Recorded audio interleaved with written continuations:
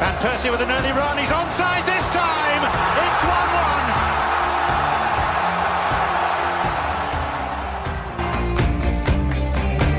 Andre Schürrle, it's 7! It's Mario Götze! What a goal! What a goal to win a World Cup! Hello and welcome back to the Beermat World Cup podcast. We are getting through these groups now, and the latter stages, the knockout phase, is starting to take shape. With 4 groups done, we know roughly what some of the draw is going to look like. And even though that may be the case, we have no idea what drama is about to unfold, because just when you think you know what's going to happen, there's another swerve and another twist and turn. And I think it goes without saying that certainly in my lifetime, this is probably the most memorable phases for how much the tension has just ratcheted up and just piled on as the games have gone on. And after having said all of that, we get to the first games of the day, Group C, wrapping itself up fairly straightforwardly, some would say boringly, by comparison to the rest of it. Oh yeah, definitely.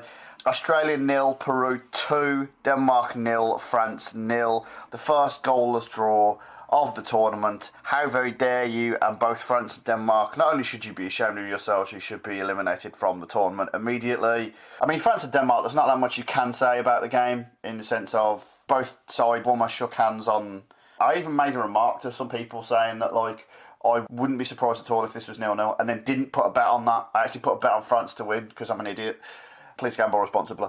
We're still waiting to see what we can see from this France side, and I do wonder if Denmark are worse than I think they are, or better than I think they are, because that last half an hour against Australia, they were really rattled. And if this Australia side can rattle you, I do wonder what will happen later on. But yeah, really nothing to say about that game. I mentioned the Australia game, the sort of swan song for a lot of this side, including Tim Cahill, who, once the game was less about qualification and the fact that it never really looked like France were going to sort of do the favour for them against Denmark that they needed, that it just became about whether or not Cahill would get this sort of fairy tale ending, as it were, which never really looked like happening, to be honest with you.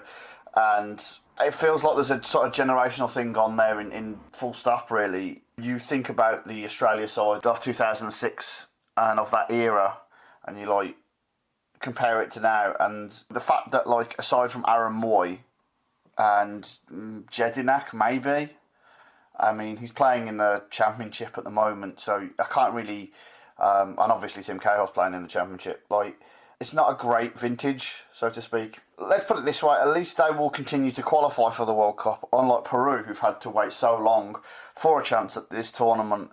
Acquitted themselves fairly well in both games against France and Denmark, haven't even scored a goal, were one of only 2 sides not to have netted before today, managed to bring it back round and score twice. They never really got going from that first game where they had the chance to now. The fans, on the other hand, were full of all the kind of joy and exuberance and enthusiasm, and basically everything that you wanted from your team on the pitch, the fans showed.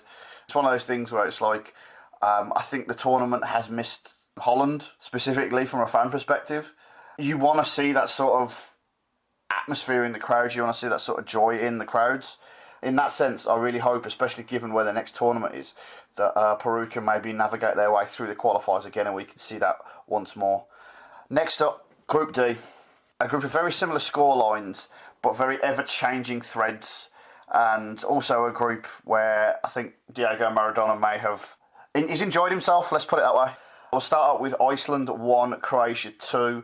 Now, obviously, as the game goes on, the impact from the other game sort of influences the way the play's going, and Iceland sort of, for the first time, I think really, since they've sort of emerged during the Euros, had to go for it, especially after going behind. When Sigurdsson scores the penalty, it's a little bit like, oh, hello. And then when news comes through about the winner from Argentina, you do wonder whether Iceland can take advantage of that, but Perisic quickly puts an end to that. And the thing for Croatia would be getting 3 wins out of 3. Very few sides across the tournament will be able to manage that, because of the way that some of the big teams have been playing. And I think even those bigger sides will not be looking forward to potentially meeting with Croatia later on in the tournament. When they're in this kind of form, it's going to be hard to stop them, and you do wonder whether this is the final sort of jigsaw piece in terms of Croatia going deeper into a tournament than in their debut tournament. This is that last sort of step almost for them to take. As far as Iceland are concerned, their place in the hearts and minds of everyone still obviously there, to the point where now there's almost, you can see almost a backlash toward it, which is always the case in football. Whenever something new comes along, there's always that immediate moment where it's brilliant, then everyone keeps telling you how brilliant it is, and then you get the point where you can't stand the sight of it because you're constantly being told how brilliant it is. Every sort of joyous aspect, whether it be a team defying the odds, a player playing out of his skin and to a level that we don't normally see. It's quite sad actually that that's the sort of cycle of it, but it's the way. And Iceland, if they continue to do this, will actually just move on to sort of that next rung of a side that's like, we're just happy to see. We don't necessarily bang on about how small they are all the time, because when they qualify for the Euros, which I'm pretty sure they will, I think that's not necessarily a bold call from here. That's 3 tournaments in a row, which not many European sides, certainly not of that size, he said, getting back on the bandwagon, have been able to do. And they're the kind of side that if you saw, certainly if England came up against them again, you'd be like, oh, hello, this could be interesting. Might not be the greatest games of football, but definitely you're always guaranteed some sort of intrigue and some sort of... I'm reluctant to just use the word passion, because that implies they've got no skill, and there's definitely a good group of talented footballers within there. But it's that sort of heart that comes from within that sort of gives them that extra edge. So Croatia move on confidently. Iceland sort of bow out gracefully. I think that's the fairest way to put it. Next up, Nigeria 1, Argentina 2. I mean, the whole group sort of tossed back and forth all evening, and you wondered before the game what we'd see from Argentina. We wondered whether we'd see Argentina step up when it mattered. And for a lot of people, that meant whether Messi would step up. And it's funny, actually, that if they don't get the winner at the end, then a lot of it would have been on Messi to be, oh, why didn't he do more? Have a look at this goal. Have a look at how good this goal is. The touch, or touches rather, pure, absolute magister. It is unfathomable for me, who can barely fucking trap a football, to how skillful this is. And the finish, obviously, fantastic.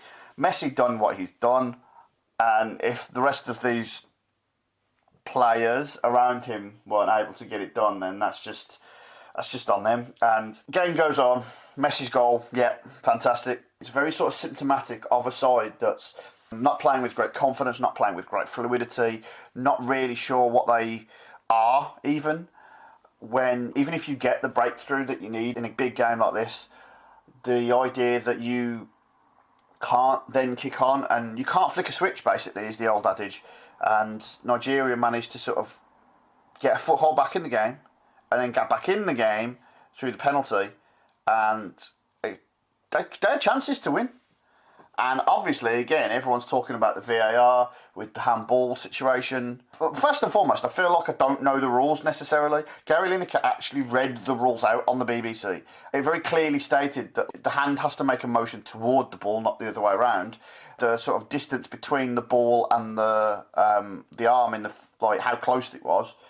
And all sorts of factors that when you sort of plug that into an equation machine, and I know football's not this mathematic, and especially in the heat of the moment with a referee, you look at that and you go, I don't know how you can give that.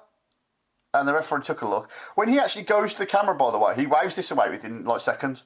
And I would say Igalo can be as upset, and Nigeria have every right to be upset, because they've performed well above what I thought they were going to do going into this tournament. It kind of looked like they were just going to be a fashion parade in terms of having their great kit. And you saw the friendlies just before the tournament against England, and then again against the Czech Republic. They just didn't look great to me, and they've managed to put it together, especially after the initial sting of the Croatia game, to turn that around from that position. We've seen so far in this tournament, you lose your first game, it just sort of, it's buckled a couple of teams, and they've not been able to get it quite together, whereas Nigeria cleaned up most of the mess, basically. And as far as the going back to the Igalo thing, they can be disappointed, he can be furious, he can be angry in that moment, but mate, just finish it. That chance was gilt-edged. And then, obviously, the late winner, Rojo, of course, everyone knew it was going to be him, there's no doubt. He's always coming up with goals in World Cups with his right foot. Oh no, wait, there's only 2 goals he's ever scored in a World Cup with his right foot, and they're both against Nigeria. I mean, yeah, what a finish. And when you look back at the build-up play, I think the thing is, and I know it's easy to say because you could get done on the break. The interesting thing is to watch his movement, because when Nigeria clear initially, there may be different teams, different circumstances. I would suggest certainly at club level, given the manager he plays for there may be the tendency to drop back 10, maybe even further. What he does is he uses that cleverly and gets into a space in the penalty area and finishes it unbelievably well. Argentina move on. Maradona delighted, given he believes they're number one on both hands. That's what he thought, definitely. And now they'll go on to face France, and Croatia will go on to face Denmark. Croatia-Denmark has all the hallmarks of a random Euro 2016 game that I've seen before. And as I said before, I'm not sure whether Denmark have it in them to raise the game to the level that Croatia seem to be playing at right now. And I wouldn't be surprised if that was deceivingly entertaining, whereas the Argentina-France game, more of a heavyweight encounter, I wouldn't be surprised if that was 0-0 and was settled in extra time so that we can't even get penalties. Messi, like Argentina's still waiting for everyone to turn up, and the squad, the manager, well, apparently Messi's the manager now, because I've seen a gif of Sampaoli asking Messi if he wants to bring Aguero on. So, we'll see how that goes. I mean, you've got Maradona in the stands, who managed Argentina not only 2 World Cups ago. You've got a manager in the stands that's not even there. He's basically a figurehead. And you've got Messi on the pitch that seems to be just sort of trying his best to cement his legacy, even though his legacy shouldn't be on the line. All I say is this: Argentina, if they win and Portugal win, I believe they meet in the quarters. That could break the world, that could. And we can't have the world breaking, because we still want to finish this World Cup. We've got 2 more groups to finish tomorrow, 4 more games, Brazil and Germany. Not necessarily both on the ropes, but both with jobs to do. And as far as my job to do is, I get to watch them. What a life.